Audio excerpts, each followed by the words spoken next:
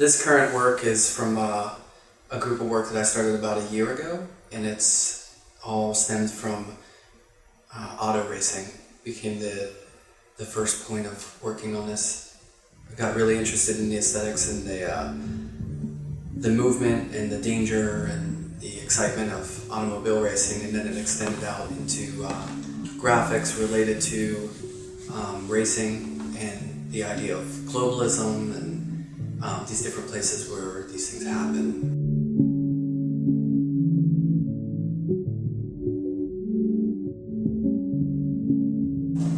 So this new animation that I'm releasing with Sedition is called Under Thunder and Fluorescent Lights.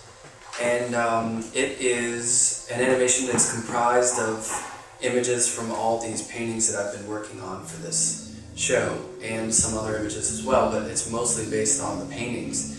And I've used those images and scanned them in a computer and started adding motion to them and bringing them to life.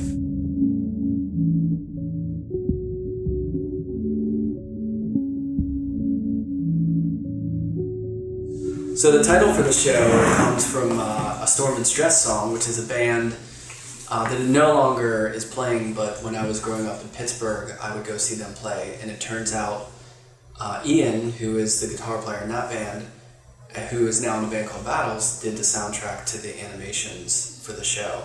Lately with this body of work, I've been really looking back at early surrealist animations and video, and minimalist painting, early abstract modern painting, everything from,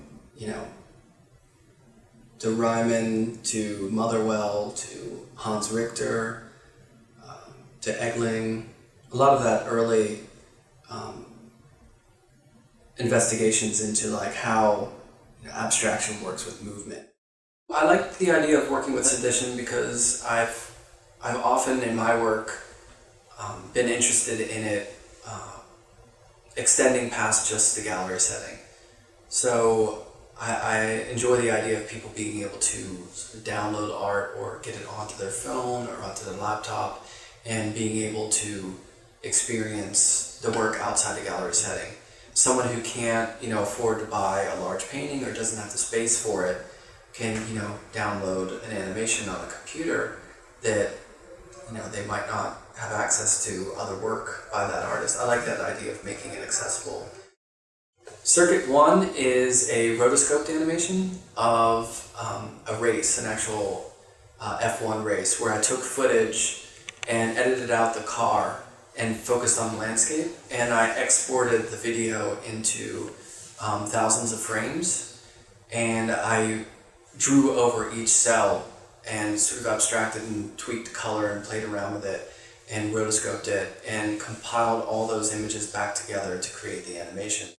So Triangle Cloud was an animation that stemmed from footage that I took of myself outside of New York in sort of like a nature scene.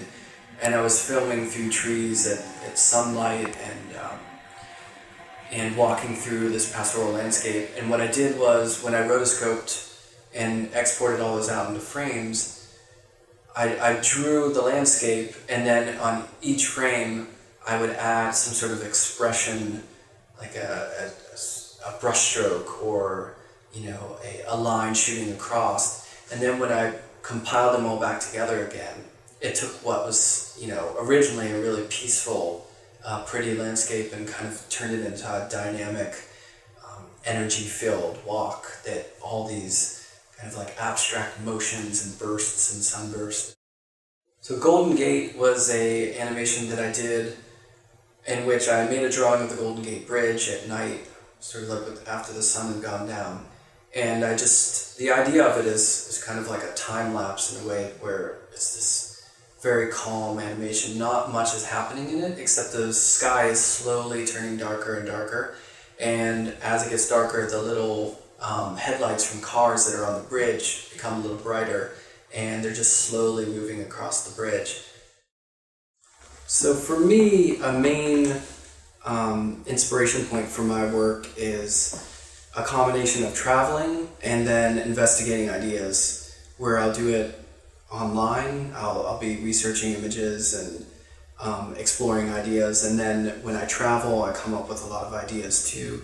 I think a combination of those two never-ending cycles of looking and thinking about, you know, the world and current events, or, you know, ideas in relation to things that I've done in the past. I have this constant stream of inspiration, and a lot of times it's, you know, inspiration doesn't come to you, you're investigating for it.